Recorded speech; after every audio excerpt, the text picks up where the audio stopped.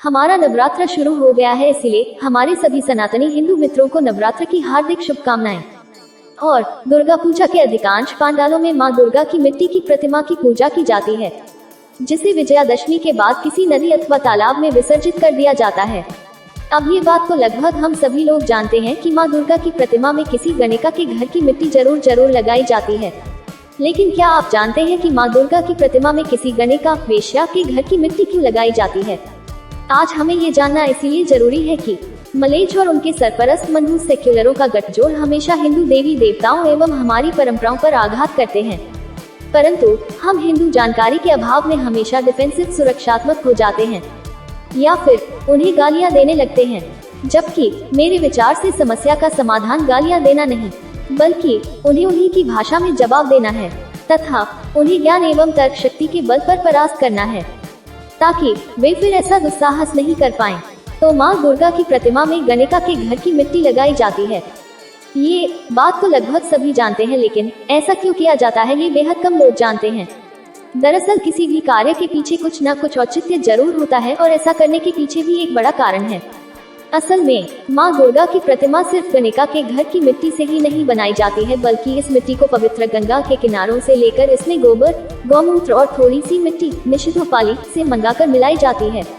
ये निषिद्धोपाली गणिका वेश्या के रहने के स्थान को कहा जाता है, जिसके बाहर से मिट्टी लाई जाती है। इसका कारण ये है कि दुर्गा पूजा मुख्य रूप से पश्चिम बंगाल का त्योहार है, पर अब ये त्योहार पूरे भारत में समान उत्साह और श्रद्धा के साथ मनाया जाता है। और बंगाल में मुख्य रूप से में दुर्गा मां की प्रतिमाओं का निर्माण उत्तरी कोलकाता के कुमरटली इलाके में होता है।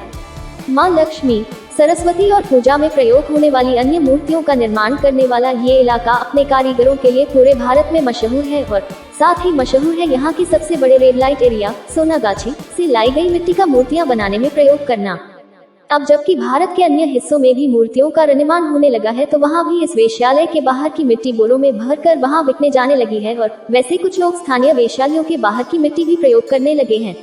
इस संबंध में कुछ जानकारों का कहना है कि प्राचीन काल में एक वेश्या मां दुर्गा की अन्य भक्त थी और उसे तिरस्कार से बचाने के लिए मां ने स्वयं आदेश देकर उसके आंगन की मिट्टी से अपनी मूर्ति स्थापित करवाने की परंपरा शुरू करवाई।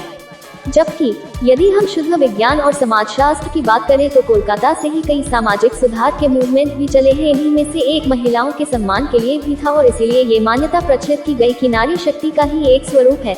ऐसे में अगर उससे कहीं गलती होती है तो उसके लिए सिर्फ नारी ही नहीं बल्कि संपूर्ण समाज जिम्मेदार है, फिर चाहे वो वेश्या ही क्यों ना हो। वेश्या के घर के बाहर की मिट्टी के इस्तेमाल के पीछे उन्हें सम्मान देने का यही पवित्र उद्देश्य है।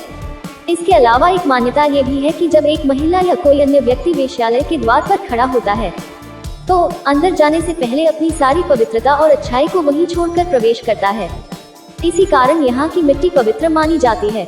ऐसा चमत्कार सिर्फ हिंदू सनातन धर्म में ही हो सकता है, जहाँ हमारे त्योहारों के माध्यम से समाज के तिरस्कृत व्यक्ति को भी सम्मान दिया जाता है।